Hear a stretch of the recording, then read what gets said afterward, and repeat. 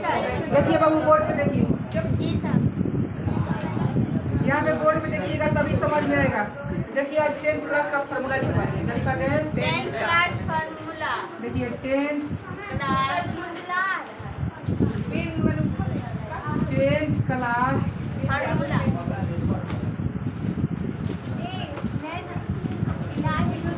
आप बताइए सबसे पहले का फार्मूला 10 क्लास का सबसे पहले का फार्मूला क्या होता है?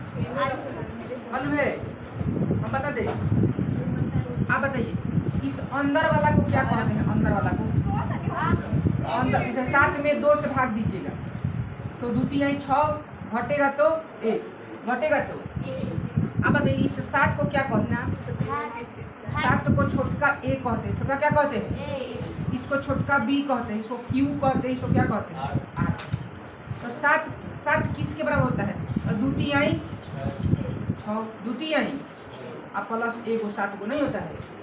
तो ए किसके बराबर होता है? ए किसके बराबर होता है? B into Q, B into और प्लस किसके? आर के। इसको बोलते हैं भाग का सूत्र। भाज्य बराबर भाजक गुने भागफल जोड़ शेषफल। नाम लिख दीजिएगा। हाँ ये सूत्र होता है। पहले का सूत्र क्या होता है बाबू? पहले का सूत्र देखिए, पहले सूत्र लिख लीजिए बाबू, आप लोग सभी स्टूडेंट्स बोलिए पहले का सूत्र क्या होता है? ए बराबर बी गुना क्यू प्लस। नाम नहीं बस सिर्फ सूत्र लिखिए, हम लिखवा देंगे। बोलिए दूसरा का सूत्र क्या होता है? दूसरा का सूत्र बोलिए, दूसरा का सूत्र क्या होता है? बोलिए। एक होता है मस गुना लस। मस गुना बराबर क्या होता है? पहली संख्या गुने बाबू पहले लिखिए मत पहले देखिए। देखिए इधर, हाँ याद है तो क्यों नहीं लिखी ठीक है? तो बोले मस गुने लस बराबर क्या होता है? पहली संख्या गुने। याद कर लीजिएगा। तीसरा का सूत्र देखिए,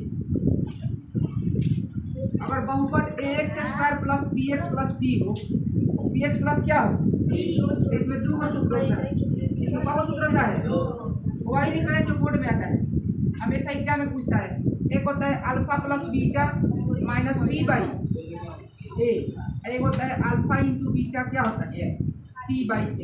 सी बाई ए द्विघाती बहुपद है। कौन बहुपद है?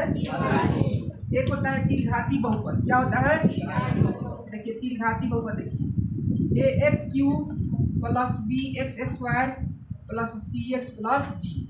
घात 3 है। घात कितना है? तो कहेंगे त्रिघाती बहुपद। क्या बोलेंगे? देखिए alpha plus beta plus gamma जोड़ हो तो क्या होता है? जोड़ हो तो क्या होता है?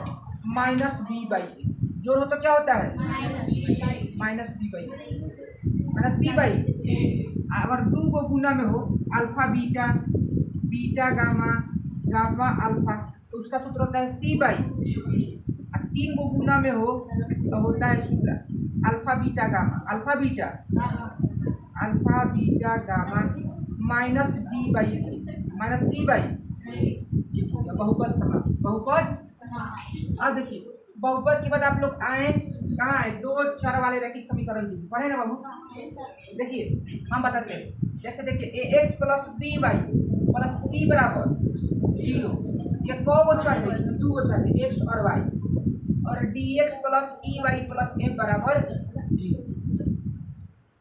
कौ समीकरण हो गया? 2 समीकरण कब हो गया? 2। तो मेन शर्त होता है, क्या होता है? देखिए अगर x के जो आगे है, x के आगे क्या है? a, यहाँ पे क्या है? d। अगर x का बाटा किसका बाटा? y का बाटा क्या है? b बटा e। b बटा अगर x का बाटा y का बाटा मतलब x का अनुपात और y के कोफिशिएंट का अनुपात अगर बराबर नहीं, अब ध्यान दीजिए। देखिए ये राम है, ये श्याम है। कह रहा है देखिए राम और श्याम में दोस्ती नहीं है। ध्यान दीजिए यहाँ पे देखिए a बटा डी, x का अनुपात फिर y का अनुपात ये बराबर है, और आगे c बाई एफ बराबर नहीं है। बराबर देखिए एक दोस्ती है, एक दोस्ती नहीं है। अगर तीनों दोस्ती हो, अगर a by D, b by E और c बाई एफ तीनों दोस्ती, 3 टाइप से कंडीशन हो सकता है। ना हो जाए, एक हाँ ना हो जाए, एक तीनों में हाँ हो जाए। तीनों में क्या हो जाए? अब बताइए इसका नाम क्या है? इसका नाम क्या है? इसका नाम a by D B by C बराबर नहीं, इसका नाम क्या है? इसको बोलते हैं अविरोधी। क्या बोलते हैं? अविरोधी। दोनों अपना अपना अकेला अकेला दोस्त है, ये किसी का विरोध, ये अकेला है, ये अकेला है, ठीक ना। देखिए ये बराबर भी है, ये बराबर नहीं भी है, इसको बोलते हैं विरोधी। क्या बोलते हैं? देखिए तीनों भाई एक दूसरे पे डिपेंडेंट है, तीनों एक दूसरे पे आश्रित है। क्या है? इसको बोलेंगे आश्रित। क्या बोलेंगे? आश्रित। क्या बोलेंगे? इसको बोलते हैं अविरोधी समीकरण युग्म, इसको बोलते हैं विरोधी समीकरण युग्म, इसको बोलते हैं आश्रित। अब बताइए ऐसा हो तो कितना हल होता है? ऐसा हो तो कितना हल होता है बताइए? नहीं, अकेला है तो ये वो हल होगा नहीं। ये अकेला अकेला है कि नहीं? तो अकेला अकेला है तो कौन वो हल? एक हल। कितना हल? इसमें विरोधी है तो हल होगा? विरोधी का हल कोई हल नहीं, कोई हल नहीं। इसमें बताइए अनेक हल, अनंत हल। इसमें क्या होता है? अनंत। बात समझिए। आप बताइए एक हल होगा तब बिंदु को मिलेगा एक हल होगा तब बिंदु को मिलेगा एक हो, तो इसको पर एक बिंदु मिलेगा मतलब क्या कह रहे हैं? मतलब प्रतिच्छेदी होगा। क्या होगा? कोई हल नहीं मतलब दोनों रेखा समानांतर होगा। क्या होगा? कभी मिलेगा ही नहीं, कभी मिलेगा। ये समानांतर होता है। कैसा होता है?